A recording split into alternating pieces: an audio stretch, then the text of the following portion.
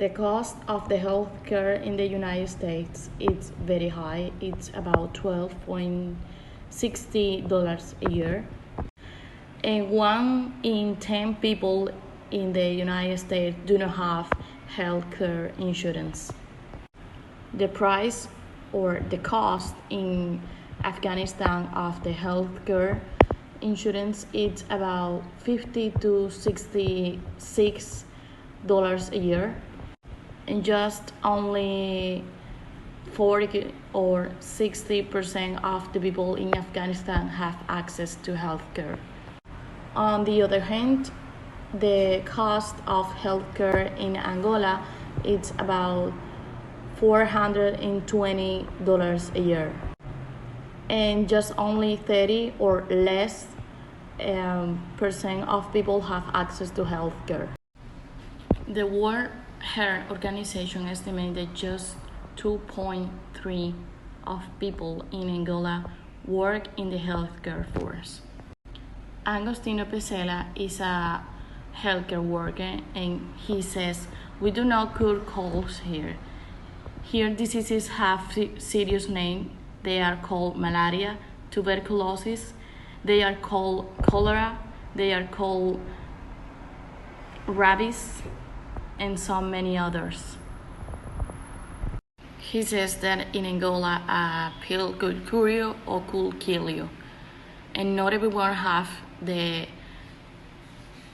medical knowledge that is necessary to cure people in Angola. Angola is a subdeveloped country, but we found some of public institutions such as Bongo Mission Hospital, Clínica Multiperfil, Clínica Nossa Senhora da Paz, Consul Provincial de Cubango, and Hospital Municipal de Lucapa. Healthcare workers in the United States. The United States employs about 18 million workers a year. Women represent about 80% of the healthcare workforce. And the list of healthcare workers includes sharp injury, chemical and drug exposure, back injuries, latex allergies, violence, and stress. But for example, in the Eastern Mediterranean region, Afghanistan have the lower workforce. Service and recipient in United States. There are a lot of public institutions in the United States, just as MD Anderson Cancer Center, Metropolitan Hospital Center, Mount Sinai Medical Center, North General Hospital, and Texas Children's Hospital. In the private institutions list, we can find Mayo Clinic, Cleveland Clinic, Johns Hopkins Hospital, UCLA Medical Center, Massachusetts General Hospitals, and many others. In Afghanistan, public institutions are very precarious. And in the private system, we can find that there are many hospitals, or some of them inside the military bases, and just for military personnel in case of extreme urgency.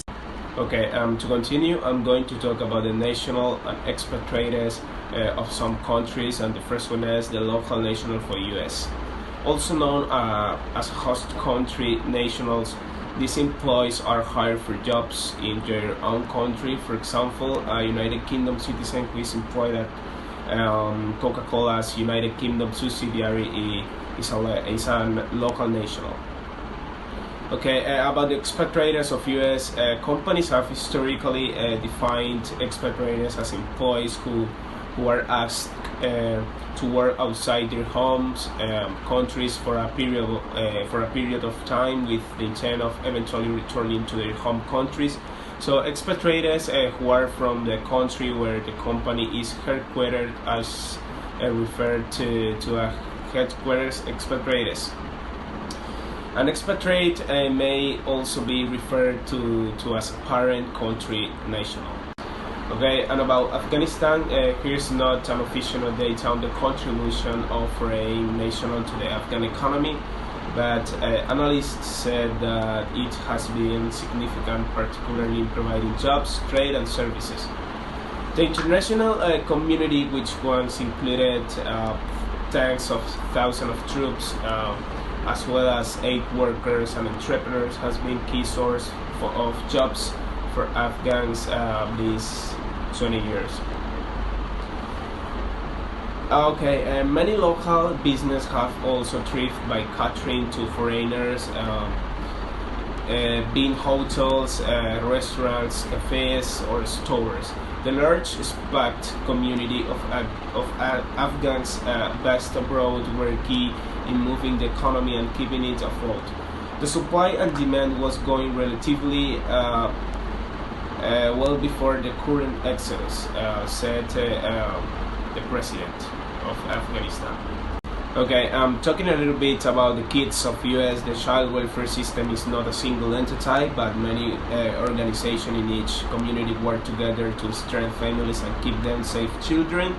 Public agencies such as a social services department or services for children and families that often contract and collaborate with private agencies of child welfare and organizations focused on the community to provide services to family such as the family preservation at home, home care, foster care, residential treatment, health care, treatment for imposed or use of substance, parenting skills of classes for parents, support services in case of domestic violence and unemployment assistance, and financial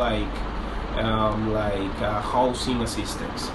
One of the sufferings of child in Afghanistan is the armed conflict.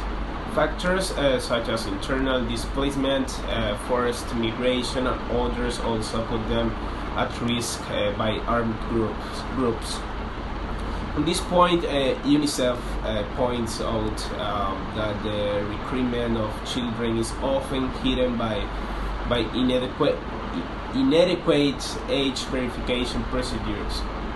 Okay, to alleviate this situation, the agency has for years supported the establishment of child protection centers in police departments and recruitment offices.